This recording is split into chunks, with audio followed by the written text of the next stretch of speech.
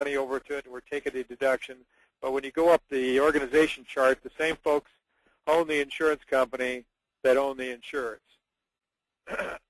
So that was the argument the IRS basically came up with, and they said, look, it's just all one economic family, and we're going to collapse the whole thing and treat it basically as self-insurance. That was called the economic family doctrine, and the IRS postulated that and was aggressive in pursuing it up until 2001. They were so aggressive on it that they even went after Sears and Roebuck for deductions that Sears and Roebuck made for premiums paid to, and obviously not an insurance company, Allstate Insurance. And they, of course, lost that case. Even though they lost these cases, they still filed another notice saying they were going to go after captives, and they continued to pursue it. Generally, what you found is that the courts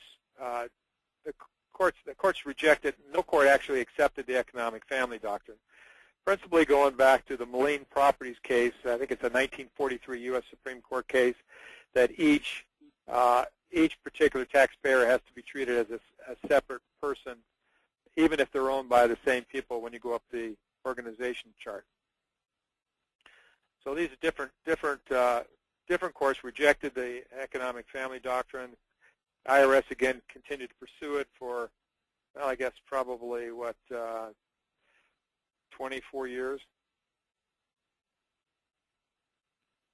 Then you had, of course, the Harper's Group case out here in the Ninth Circuit rejected it also. Now, what the IRS was successful in winning were cases where, let's say, you have the parent corporation, and then it had a whole bunch of subsidiary corporations, and then they formed the new subsidiary, which was the captive, and the parent bought insurance from the captive and paid premiums, as well as the brother-sister subsidiaries. The IRS was generally successful in knocking out the premiums paid by the parent to the captive, because the captive was on the balance sheet, being a subsidiary was on the balance sheet of the parent. So they were successful in those cases, although in some later cases where third-party premiums were mixed in, they were unsuccessful in those particular cases.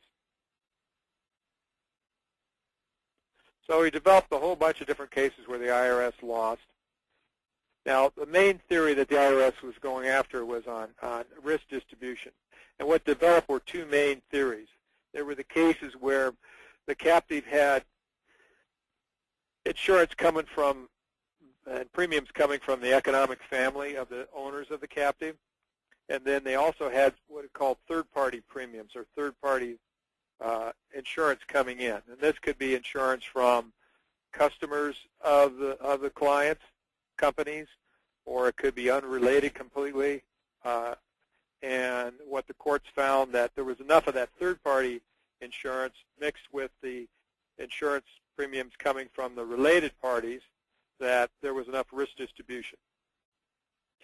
There were different cases the courts held, and we'll get into the amounts, but generally, the Harper's Group case said, I think 29, people say 30% was enough. The IRS doesn't agree with that, but that's what the Harper's Group case said.